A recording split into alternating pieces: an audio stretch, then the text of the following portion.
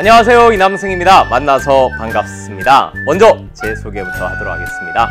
저는 이남승이고요. 이렇게 열심히 공부를 했습니다. 서울대학교 지리교육과에서 박사 그리고 사회교육과 석사 졸업을 했고요. GIS 연구원에서 공감 분석 관련해서 많은 공부와 연구와 활동들을 해왔습니다. 그리고 예전에는 이제 자사고의 전교사로 근무를 했었고, 지금 이제 학교를 그만두고 이제 EBS 사이탐구 대표 강사로 또 이제 2로 시작된 또 어떤 학원에서 인터넷 강의를 하고 있습니다. 그리고 평가원에서 모의고사 출제와 검토를 했었고요.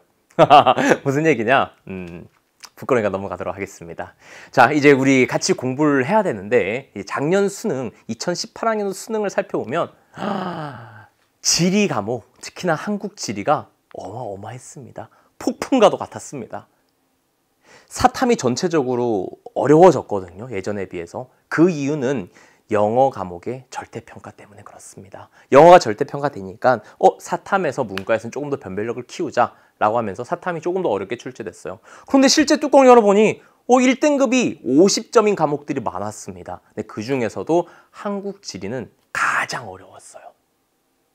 100분이랑 표점이 제일 높았습니다.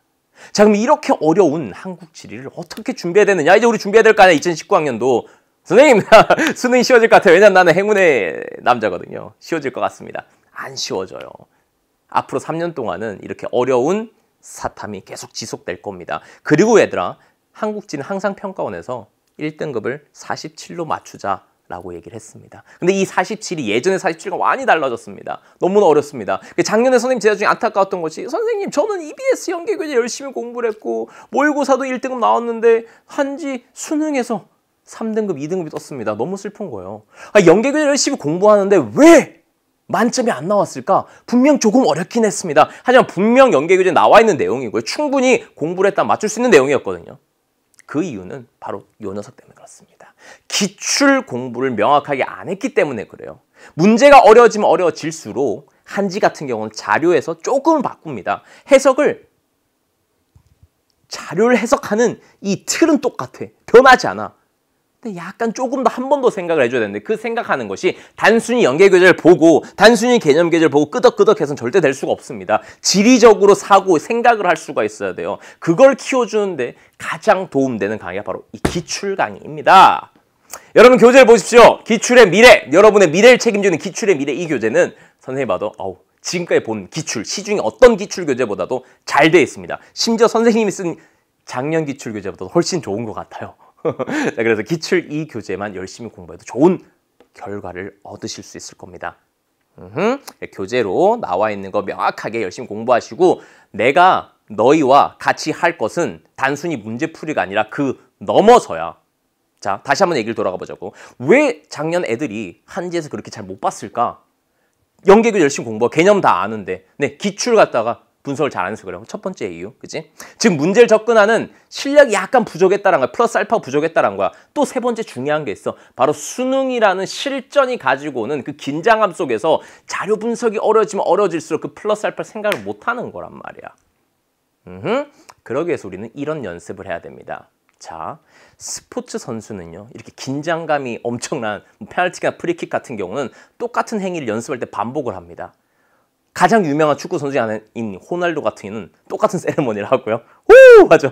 그리고 프리킥을 찰 때 항상 5발자국째 슛을 날립니다. 엄청난 연습을 통해서 실전에서 불안감을 없애주는 것이죠. 이것을 바로 루틴이라고 합니다.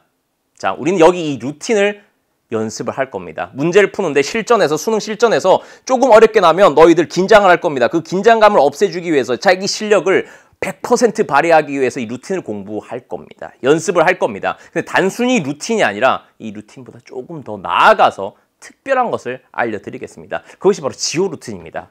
지오 루틴은 무엇이냐? 지오그래피 루틴이라는 것이죠. 단순히 문제를 푸는데 요 행위를 반복함으로써 긴장을 낮춰주는 것 말고도 개념을 자료에 연결하는데 일정한 틀이 있습니다. 한지는요. 세지도 마찬가지고요. 이 틀이 자료를 해석해내는 이 틀, 이 지오 루틴이라고 불리는 이걸 너희들 알려줄 건데, 이게 없으면 다른 사탐 과목과는 다르게 한지 세지는 개념을 공부를 해도 문제를 풀 수가 없습니다. 풀리는데요? 그래, 풀렸을 거야. 고1, 고2 학력평가, 고3 일반적인 학력평가는요. 하지만 6평, 9평 수능을 갈수록 조금만 교수님이 꼬아서 내버린다면 해석이 불가능합니다. 그걸 해결하기 위한 자료해석 접근법, 지오 루틴을 통해서 알려드리도록 하겠습니다. 자, 이 강의 어떻게 구성되어 있느냐? 지오 루틴을 계속 알려줄게요. 1강에서부터. 근데 1강은 별거 없어요. 2강도 별거 없습니다. 이 지오 루틴은 기후랑 인문지리 가면 좀 더 빛을 발하겠죠. 50분 30강으로 모든 문제를 지오 루틴을 적용해서 풀어드리도록 하겠습니다. 그래서 선생님과 같이 계속 지오 루틴을 공부하면서 여러분들은 이제 연계교재도 공부하고 쭉쭉쭉쭉 여러분 실력을 향상시켜 나갈 겁니다. 자, 커리큘럼 어떻게 되느냐? 언제까지 선생님 들어야 되느냐? 선생님 언제까지 완강이 됩니까? 네, 이 강의는 12월 말부터 해서 1월이면 완강이 될 겁니다.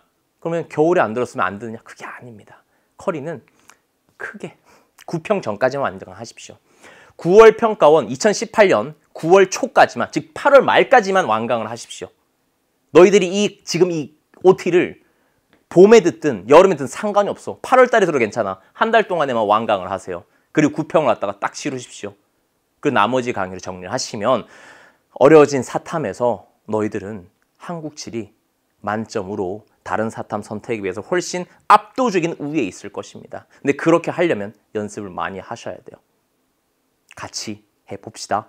자, 어려워진 사회 탐구에서 완벽한 기출 분석으로 같이 세레모니를 한번 해봅시다. 아이고 유치하네요. 자, 어서 이제 끝내시고요. 1강에서 봅시다. 1강 국토인식이거든요. 앞부분 여러분 다 읽어보시고 끄덕끄덕 하시고 문제도 한번 풀어오세요. 그럼 선생님 문제 풀면서 지오 루틴에 대해서, 특히나 대동여지도의 분석에 관련된 지오 루틴에 대해서 알려드리겠습니다. 1강에서 만납시다. 어서요.